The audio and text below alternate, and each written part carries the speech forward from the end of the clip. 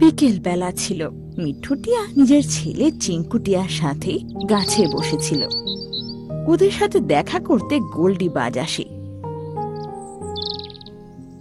দেখ চিঙ্কু, তোর জন্য কি এনেছি। আরে বাহ, কাঁচা লঙ্কা। আরে গোল্ডি গল, তুমি তো এত অহংকারী পাখি, তার সত্ত্বেও আমার বাচ্চার জন্য খাবার এনেছো তুমি। আমি নীল পাহাড়ের দিকে গেছিলাম, ওখানে কাঁচা লঙ্কার গাছ দেখলাম, তাই মিঠুর জন্য নিয়ে এলাম। আচ্ছা বাবা, গোল্ডি কাকু আমার জন্য এত ভালোবেসে লঙ্কা এনেছে, তুমি এত প্রশ্ন করছো কেন?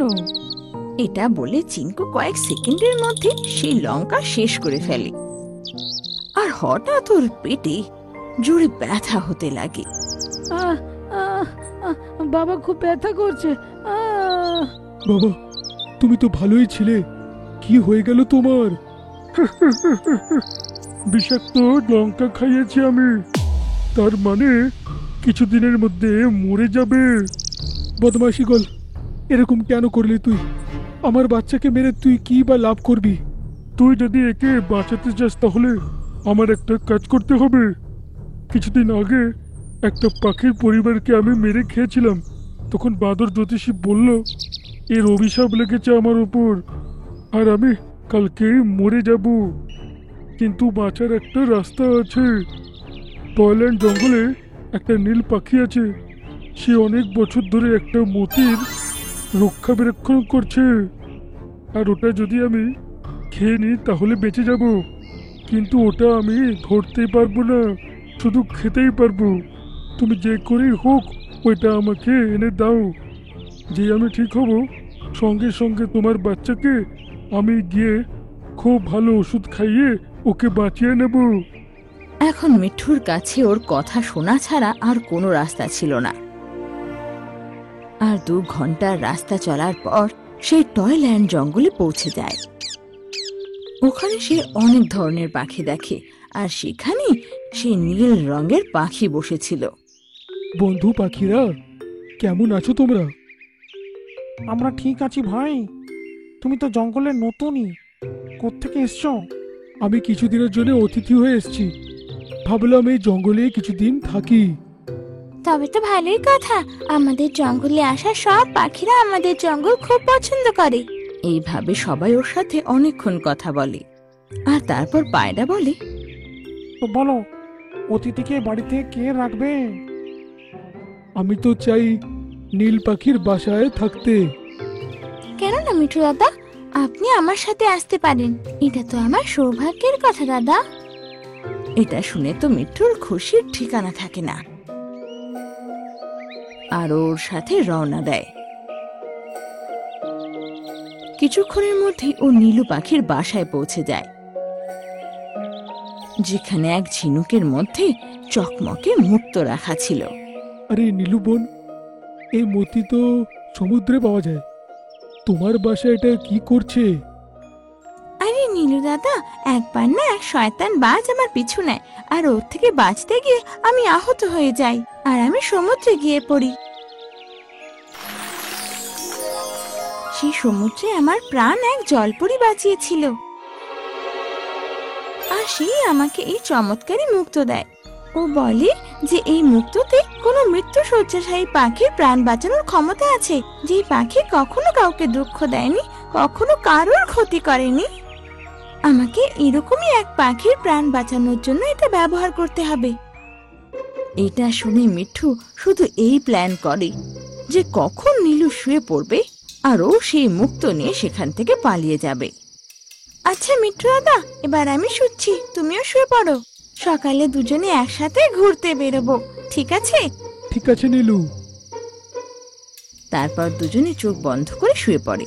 কিছুক্ষণ পর যখন মিঠুর মনে হয় যে নীলু শুয়ে গেছে, তো ও উঠে সেই মুক্তোর কাছে যায়। এটা করতেই হবে, আমার বাচ্চার প্রাণের বিপদ। এটা বলে ও যেই সেই মুক্তোকে নিজের পাঁজায় তোলে, অমনি নীলু পাখি জেগে ওঠে। মিঠু দাদা, তুমি এটা কি করছো? ওটা ওখানে রাখো। না, এই সময় তোমার কোনো কথা মানতে নারাজ। মিঠু নীলুকে সব কথা জানিয়ে দেয়, যেটা শুনে ও বলে, মিঠু দাদা, আমার কথা তো শোনো। মিঠুর বুদ্ধি ভ্রষ্ট হয়ে গিয়েছিল। মিঠু নিজের শক্ত ঠোঁট দিয়ে নীলুর ওপর আঘাত করতে লাগে, যে ও খুব আহত হয়ে যায়। আর ওকে আহত করে মিঠু সেখান থেকে চলে যায়।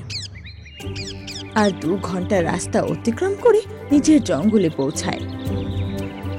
ও দেখে যে ওর ছেলে চিঙ্কু এখনো ব্যথায় কষ্ট পাচ্ছে, আর বাজ ওর পাশেই বসে আছে।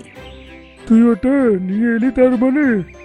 দে, সকাল সকাল আমি যদি ওটা খেয়ে নিই তাহলে আমার উপর থেকে ওই অভিশাপটা বিদায় হবে। এই মতিটা তোমায় আমি তবেই দেব যখন আমার বাচ্চাকে বাঁচানোর জন্য ওষুধটা তুমি আমাকে এনে দেবে।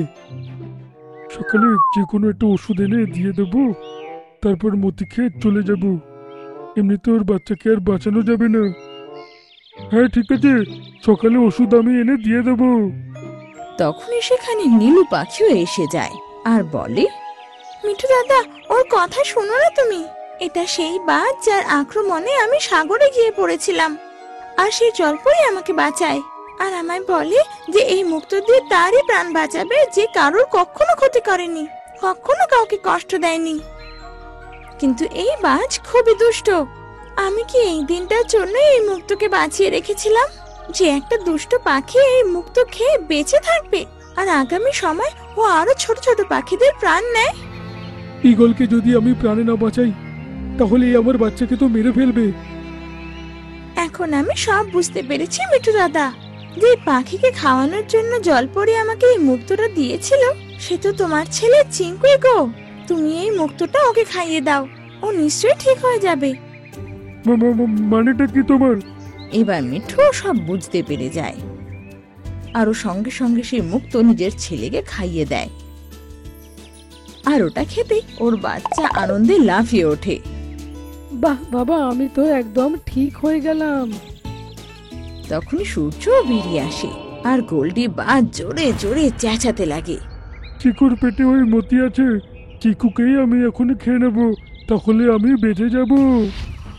এটা বলে ও চিঙ্কুর দিকে এগিয়ে যায়। যে তখনই ওর শরীর খারাপ হয়ে যায়, আর ওর পা ফসলে নিচে পড়ে যায়।